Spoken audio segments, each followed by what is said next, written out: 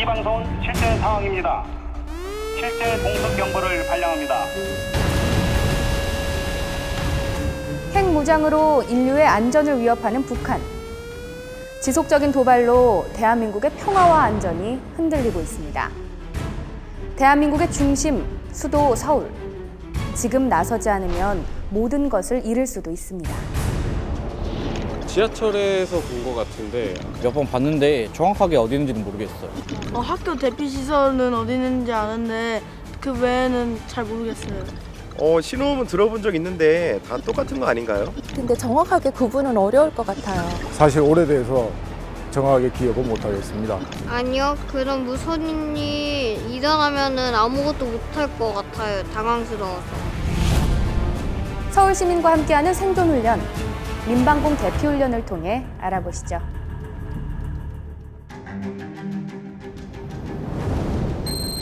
평양에서 직선거리 200km, 첨단 인프라가 밀집되어 있는 도시. 전술핵을 비롯한 생화학 무기 등 대량 살상 무기의 위협에 노출되어 있는 서울의 안전. 적의 공습 상황이 예상되거나 발생할 때 민방공 경보를 발령하게 되는데요. 사이렌 소리에 주목해야 합니다. 민방공 경보는 단계에 따라 사이렌 소리에 차이가 있습니다. 하나씩 확인해 볼까요? 먼저 경계 경보는 적의 공격이 예상될 때 발령되는데요. 경계 경보는 일정하게 같은 음이 1분간 이어집니다. 다음은 공습 경보입니다. 공습 경보는 적의 공격이 임박하거나 공격이 진행 중일 때 발령됩니다. 공습 경보는 파상음이 물결치듯 3분간 이어지는데요. 경계 경보와 달리 소리에 높낮이가 있어 훨씬 위급한 상황이라는 것을 느낄 수 있습니다. 이러한 민방공 경보는 위협 상황에 따라 바로 공습 경보로 진행될 수 있기 때문에 평소에 경보음을 정확히 인식하는 것이 매우 중요합니다. 다음은 화생방 경보입니다. 화생방 경보는 적의 화생방 작용제가 살포되거나 탐지되었을 때 또는 화생방 무기의 공격으로 오염이 예상되거나 공격을 확인했을 때 발령하게 되는데요. 이때는 사이렌 경보음이 아닌 별도의 음성 방송이 진행됩니다. 경보 해제는 공격이 멎고 추가 공격이 예상되지 않을 때 음성 방송을 통해 이루어집니다. 평화로운 일상 속 민방공 경보가 발령되면 우리는 어떻게 행동해야 할까요? 경계 경보가 발령되면 즉시 TV나 라디오 방송을 청취하며 정부의 안내에 따르는 것이 중요한데요. 어린이와 노약자부터 미리 대피시킨 후 화생방 공격에 대비해 방독면, 마스크, 비옷 등의 개인 보호 장비를 점검하고 비상 물품을 챙겨 대피소로 이동해야 합니다. 화재나 폭발 위험이 있는 석유, 가스통은 안전한 곳으로 이동시키고 유류와 가스 밸브는 차단합니다. 전열기 코드는 모두 분리해 주세요. 극장, 운동장, 터미널, 백화점 등 사람이 많이 모이는 다중이용시설에서는 영업을 중단하고 이용객에게 경보 내용을 전달한 다음 순차적으로 대피하도록 해야 합니다. 운전 중이라면 천천히 운행하면서 대피할 준비를 하고 고가도로나 도심지 진입을 삼가야 합니다. 공습 경보가 발령되면 안전하고 신속하게 대피하는 것이 무엇보다 중요한데요. 내가 있는 곳에서 가까운 민방공 대피소나 지하철역 등으로 신속하고 질서 있게 대피합니다. 만약 주변에 지정된 대피소가 없거나 고층 건물에 있는 상황이라면 건물 지하실 또는 최대한 저층부로 대피해야 합니다. 대피할 때 엘리베이터 사용은 절대 금물이라는 사실, 반드시 비상계단을 이용해 대피해야 한다는 것 잊지 마세요. 운전 중이라면 긴급 차량에 방해가 되지 않도록 차량을 가까운 빈터나 도로 오른쪽에 세우고 모두 하차하여 안전한 곳으로 대피합니다. 야간에는 적에게 불빛이 노출되지 않도록 건물 내외에 있는 전등을 모두 끄고 대피해야 합니다. 비상사태 발생으로 급박한 상황일 때 내가 있는 곳에 대피소를 찾아가는 것은 생각처럼 쉬운 일이 아닌데요.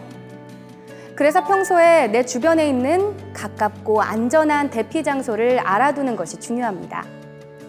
이때 도움되는 것이 바로 안전 디딤돌 앱과 국민재난안전포털인데요. 내가 위치한 곳에 있는 가까운 대피소를 확인할 수 있는 것은 물론이고요.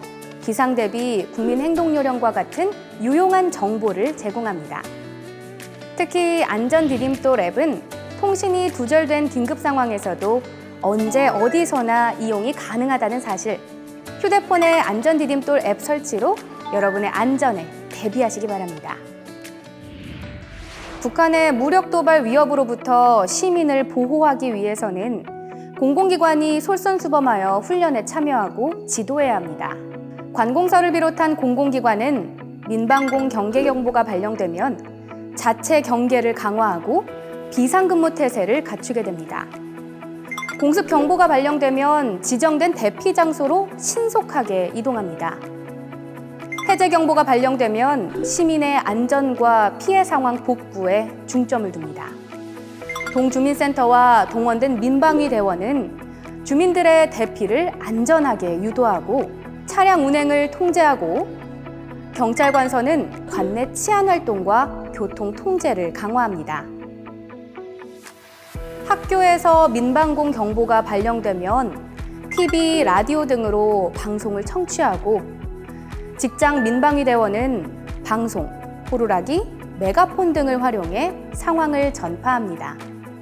안전하고 신속한 대피를 위해서는 담임 선생님과 직장 민방위 대원의 인솔하에 지정된 대피소로 이동해야 하는데요. 대피 장소에 도착하면 학생들의 인원을 파악한 후 심리적인 안정을 취하고 라디오를 청취합니다. 적의 무력 공격 시 신속한 군사작전 수행과 부상자 구조를 위해 긴급 차량 통행로 확보가 무엇보다 중요합니다. 시민 여러분께서는 긴급 차량 확보 훈련에 적극 동참해 주시기 바랍니다.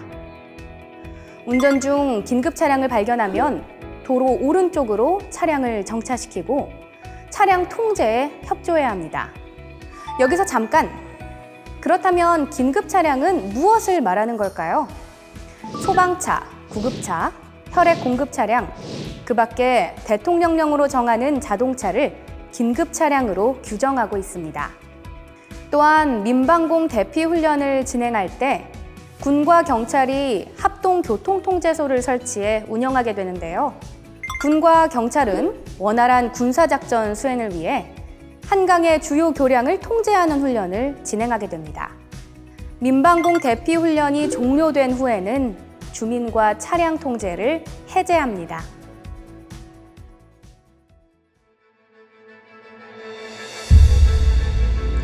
서울 시민 여러분, 우리는 지금 언제 어디서 발생할지 모르는 위험 속에 살고 있습니다. 날로 증가하는 북한의 도발, 고도화되고 첨단화되는 안보 위협. 미리 대비하고 학습하지 않으면 모든 것을 잃을 수밖에 없습니다. 민방공 대피 훈련은 생존 훈련입니다. 민방공 대피 훈련은 자기보호 훈련입니다. 내가 안전해야 내 가족, 내 이웃, 국가 사회를 위협으로부터 안전하게 지켜낼 수 있습니다. 서울시 민방공 대피 훈련 20분의 기적이 곧 시작됩니다. 함께해요 안전서울, 참여해요 민방공 대피 훈련.